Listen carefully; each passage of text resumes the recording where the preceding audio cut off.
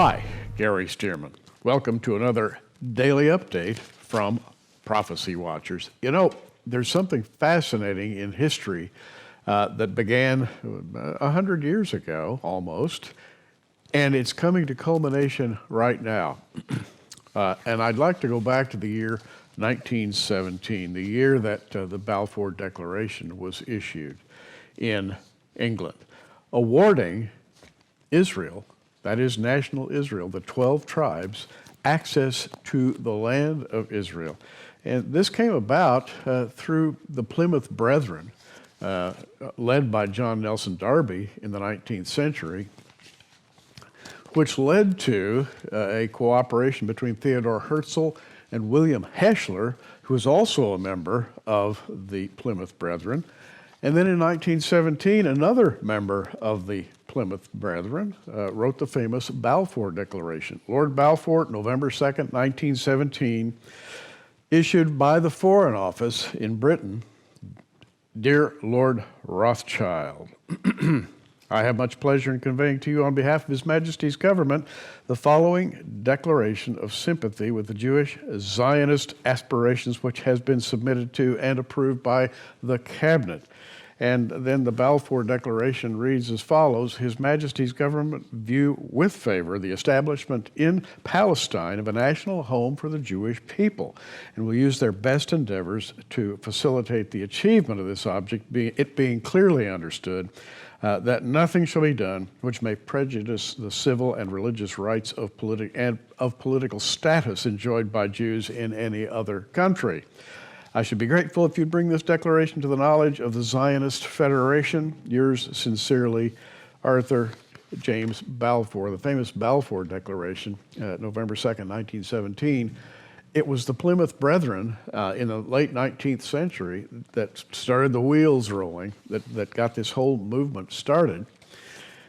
And that Balfour Declaration then resulted, ultimately, in 1947, the UN mandate for statehood, and then in May 4th, 1948, Israel's statehood, and the rest, of course, is history. But the fascinating thing to me is that it was a very small group of men, the Plymouth Brethren, who aided Israel in founding the Zionist movement. Now, the Zionist movement has been much abused and is very much hated to this day.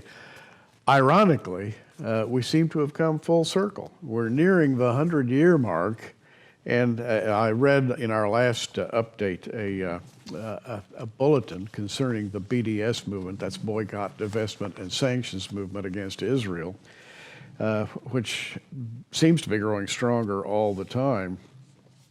And the BDS movement, as we noted in our last update, is beginning to affect the Israeli economy as business and trade with Europe is beginning to be affected by the boycott of trade, travel, transportation, economy, economic cooperation, etc.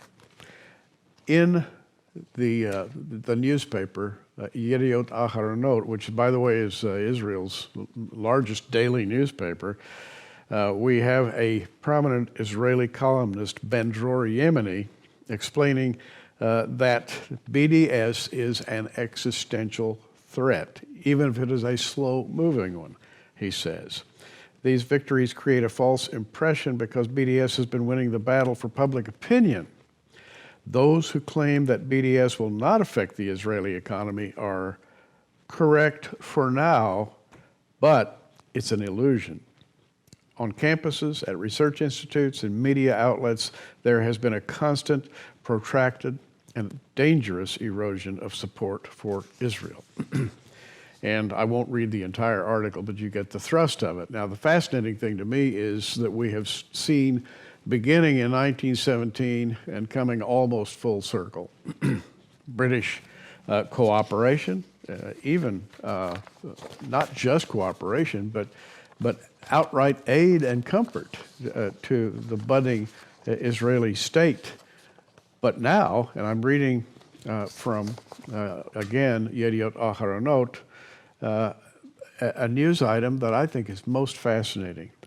There has been petition circulated on the United Kingdom Parliament's official website calling for the arrest of Prime Minister Benjamin Netanyahu for war crimes upon his upcoming visit to London.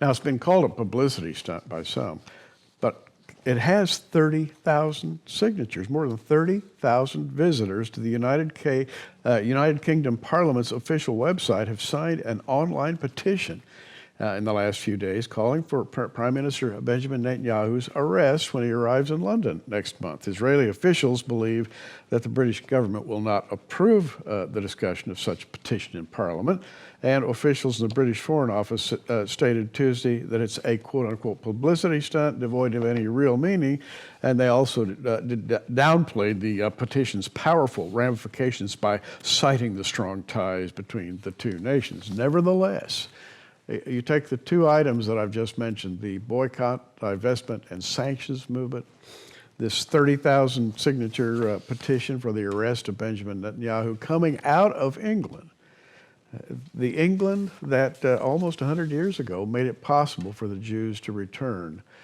to their land. This gives us a real insight into the slow but steady turn of history. As a matter of fact, when we look at history and when we look at the Bible, we see that the Bible shows that in the last days, the enemy will gradually gain momentum against Israel until it achieves the status of world acclamation, whereby it will be able to launch full-scale battles toward Israel. ISIS and others have begun to do that now. ISIS believes that in a very short while, it will have the ability to launch a successful attack on Israel. And of course, we've read the prophecies, we've read Jeremiah, we've read Zephaniah, we have read the prophets who talk about battles in latter-day Israel. Invariably, Israel wins those battles. And so we're watching all this, I think, gain momentum.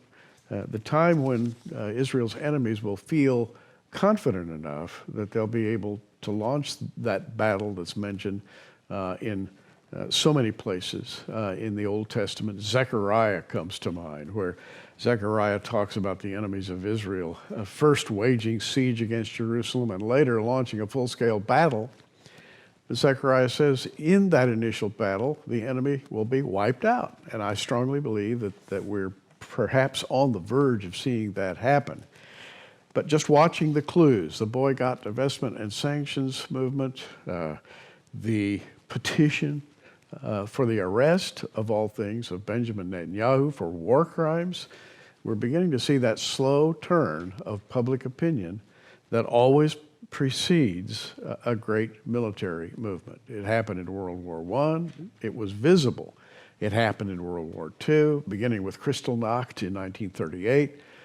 It happened again in 1948 after Israel became a state. It happened in 1967, 1973, when public opinion and the inertia of hatred in the Middle East, on each of those dates brought enough momentum to create the atmosphere for a war. And I think that's what we're beginning to see right now. So watch Netanyahu's upcoming visit to England. It could be a very important time marker. I know we'll be watching, so you be watching too. I'm Gary Stearman. Have a great day in the Lord. Thanks for joining us on Prophecy Watchers. You can find us on the web at prophecywatchers.com or follow us at facebook.com/prophecywatchers. In the meantime, keep watching, everybody, and we'll see you soon.